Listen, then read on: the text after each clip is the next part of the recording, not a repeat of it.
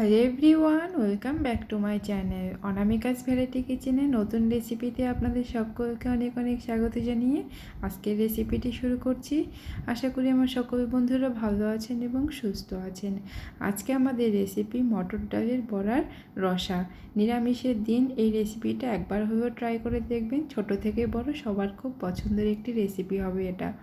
এখানে আমি মটর ডাল 2 ঘন্টা ভালো করে জলে ধুয়ে ভিজিয়ে রেখে দিয়েছিলাম। এবার জল থেকে তুলে আমি মিক্সারে দিয়ে এটাকে পেস্ট করে নেব। আপনারা চাইলে এটা শিলপাটাতেও বেটে নিতে পারেন। এবার আমি এটাকে পেস্ট করে নেব, আর এটার মধ্যে আমি পেস্ট করার সময় 4টে কাঁচা লঙ্কাও দিয়ে দিলাম। এবার আমি কোনো রকম জল না দিয়ে পেস্টটা তৈরি করে নিলাম। তবে আপনাদের প্রয়োজন হলে একটু জল দিতে পারেন, তবে জল না দিয়ে পেস্টটা করার চেষ্টা করবেন। এবার আমি এই পেস্টটাকে একটা পাত্রের মধ্যে তুলে নিয়েছি। খুব মসৃণ পেস্টের দরকার নেই, একটু গোটা থাকলেও ভালোই লাগবে খেতে। এবার আমরা এটাকে একটা ডালের মিশ্রণটাকে মেখে নেব। তার জন্য এখানে আমি বড়াগুলো তৈরি করব। তার জন্য এখানে কালো জিরে প্রথমে দিয়েছি, স্বাদ মতো লবণ, তারপরে দিয়ে দিয়েছি হলুদ গুঁড়ো। আর যেহেতু কাঁচা লঙ্কাটা আমি ডাল পেস্ট করার সময় দিয়েছি, তাই আমি আলাদা করে এখানে আর লঙ্কার গুঁড়ো ইউজ করলাম না। এবার এটাকে দেখুন এভাবে হাত দিয়ে খুব সুন্দর করে ফেটিয়ে নিতে হবে। এরকম যতটা ফেটাবেন ততটাই বড়াটা ফ্লাফি হবে এবং ভেতরে রসটাও খুব সুন্দর ঢুকবে। এদিকে আমি সাদা তেল গরম করে নিয়েছি। এবার কিছুটা করে এখানে আমি মিশ্রণ নেব, ডালের মিশ্রণটা নেব আর সাদা তেলের মধ্যে দিয়ে বড়ার আকার তৈরি করে নেব। আর ডালটা যখন মাখাবেন ডালের মিশ্রণটা অবশ্যই হাত দিয়ে একটু কিছুক্ষণ ফেটিয়ে নেবেন, তাহলে দেখুন বড়াগুলো কিন্তু ফুলে গেছে অনেকটাই। আর বড়াগুলো হাত দিয়ে ভালো করে ফেটিয়ে মাখলে পরে যখন এগুলো দিয়ে আপনারা ঝোলটা রান্না করব আমরা, তখন কিন্তু অনেকটা ভেতরে রস ঢুকে যাবে এবং বড়াগুলো খেতে খুবই ভালো হবে। তাই খুব সুন্দর করে একটু টাইম নিয়ে মেখে নেবেন ভালো করে। এবার আমি মিডিয়াম আঁচে এরকমভাবে উল্টে পাল্টে বড়াগুলোকে লাল লাল করে ভেজে নিয়েছি। দেখুন এরকম করে আমি ভেজে নেব। একইভাবে আমি বাদবাকি বড়াগুলোকেও ভেজে এবার তুলে নেব। এগুলো হয়ে গেছে, সবগুলো বড়া আমি ভেজে নিয়েছি। এবার আমি রান্নাটাকে শুরু করব। তার জন্য আমি এখানে কড়াইতে সাদা তেল গরম করতে দিয়েছিলাম। তেলটা গরম হয়ে যাওয়ার পরে এখানে গোটা গরম মশলা আর গোটা জিরে দিয়ে আমি 5 সেকেন্ড অপেক্ষা করে দিয়ে দিয়েছি কেটে রাখা আলু। এবার আলুটাকে সামান্য পরিমাণে লবণ এবং হলুদ গুঁড়ো দিয়ে ভালো করে ভেজে নেব। আর আলুগুলো এরকম আমি ডুমো ডুমো করে কেটেছি।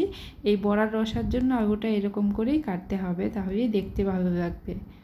আমি রান্নাটা সাদা তেলে করছি, তবে আপনারা চাইলে এটা সর্ষের তেলেও করতে পারেন। সর্ষের তেলে করলে এর টেস্টটা আরও বেশি ভালো হবে।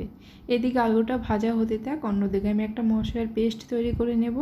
একটা বাটি নিয়ে নিয়েছি, তার মধ্যে আমি দিয়ে দিলাম এখানে জিরের গুঁড়ো, দিয়ে দিলাম ধনের গুঁড়ো, এরপর দিয়ে দিলাম হলুদ গুঁড়ো, আর একটু ভালো কালারের জন্য দিয়ে দেব কাশ্মীরি লঙ্কার গুঁড়ো। কাশ্মীরি লঙ্কার গুঁড়ো হাতের কাছে না থাকলে আপনারা নাও দিতে পারেন। এবার আমি সামান্য পরিমাণে জল দিয়ে একটা পেস্ট আমি এখানে রেডি করে রেখে দিলাম। এবার আলুটাও অনেকটা ভাজা হয়ে গেছে। এবার আমি এখানে দিয়ে দিলাম টমেটো কুচি, আদা বাটা, ঝালের জন্য দিয়ে দিব কাঁচা লঙ্কা বাটা। আপনারা চাইলে রান্নাটা শুকনো লঙ্কাতেও করতে পারেন। আর দিয়ে দিব আমি নাড়াচাড়া করে দিয়ে দেবো স্বাদ মতো লবণ। এবার আমি এই সমস্ত কিছু 4 থেকে 5 মিনিট খুব ভালো করে একটু কষিয়ে নেব। টমেটো এবং আদার কাঁচা গন্ধটা যতক্ষণ না চলে যাচ্ছে খুব ভালো করে আমাকে কষিয়ে নিতে হবে। গ্যাসের ফ্লেমটা মিডিয়ামে রেখে আমি কষিয়ে নেব ভালো করে। আর এইভাবে গুঁড়ো মশলা দিয়ে রান্না করলে যে কোনো রান্নায় যদি মশলাটাকে আগের থেকে আপনারা এরকম জলের মধ্যে পেস্ট তৈরি করে রাখেন, তাহলে মশলার কালারও খুব সুন্দর আসে রান্নায় এবং টেস্টটাও ভালো হয়। আর গুঁড়ো মশলা পুড়ে যাওয়ারও চান্স থাকে না। দেখুন আমি 4-5 মিনিট মশলা, আদা এবং টমেটো, কাঁচা লঙ্কা কষিয়ে নিয়ে তারপর আমি এখানে দিয়ে দিয়েছি আমরা যে তৈরি করে রেখেছিলাম গুঁড়ো মশলাটা পেস্টটা, সেটা আমি এখানে দিয়ে দিলাম। এবার আমি মশলার পেস্টটা দিয়েও আরও 4-5 মিনিট খুব সুন্দর করে কষিয়ে নিয়ে মশলা থেকে যখন তেল ছেড়ে দিয়েছে তখন আমি এখানে জল দিয়ে দিলাম। আর এখানে ঝোলের পরিমাণটা একটু বেশি দিতে হবে, কেননা বড়াই কিন্তু অনেকটা জলই টেনে নেবে। আমি 5 মিনিট খুব ভালো করে ফুটিয়ে নিয়েছি, আলুটাও খুব সুন্দর সেদ্ধ হয়ে গেছে। এরপর আমি এখানে দিয়ে দেব ভেজে রাখা ডালের বড়াগুলো। আর এটা দিয়ে কিন্তু খুব বেশিক্ষণ ফোটাবেন না, আর জলটা একটু বেশি পরিমাণেই দেবেন। ঝোল যতটা দেখতে পাচ্ছেন এই ঝোলটা কিন্তু টেনে যাবে। আমি 2-3 মিনিট ফুটিয়ে নিয়েছি, খুব বেশি সময় ফোটানোর প্রয়োজন নেই। দেখুন 2-3 মিনিট ফুটিয়ে নেওয়ার পরে টেস্টটাকে বাড়িয়ে দেওয়ার জন্য আমি এখানে দিয়ে দিলাম একটু চিনি। নিরামিষ রান্নায় একটু চিনি না দিলে ভালো লাগে না, আপনারা যদি পছন্দ না করেন নাও দিতে পারেন। এরপর আমি দিয়ে দিলাম এখানে গরম মশলা গুঁড়ো, আর দিয়ে দেবো আমি সবশেষ এখানে 2-3 চামচ মতো ঘি। খুব বেশি সময় ফোটাবো না, এই ঝোলটা একদমই টেনে যাবে। যখনই বড়াটা এই ঝোলটাকে টেনে নেবে আর বড়াগুলো সাইজে আরও বড় হয়ে যাবে, বড়াগুলো খেতে খুব রসালো হবে। তাই ঝোলটা আমি এই পর্যায়ে আমি গ্যাসটা বন্ধ করে দেব।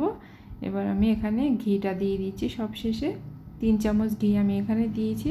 এবার আমি গ্যাসটাকে বন্ধ করে সার্ভ করে দিচ্ছি। ভিডিওটি শেষ পর্যন্ত দেখার জন্য সবাইকে অসংখ্য ধন্যবাদ। দেখা হবে নতুন কোনো রেসিপির সাথে। সবাই ভালো থাকবেন, সুস্থ থাকবেন এবং অনামিকাস ভ্যারাইটি কিচেনের পাশে থাকবেন। আর কেমন লাগলো আজকের এই রেসিপিটি অবশ্যই কমেন্ট করে জানাবেন। আপনাদের কমেন্টের অপেক্ষায় রইলাম। রিকোয়েস্ট করলাম একবার হলো বাড়িতে এভাবে এই মটর ডালের বড়ার রসাটা করে দেখবেন, এটা জাস্ট অসাধারণ লাগে খেতে। দেখুন এখনও কিন্তু সেইভাবে ভেজে নিই, কিন্তু তাও কতটা সফট হয়েছে। Thanks for watching, by.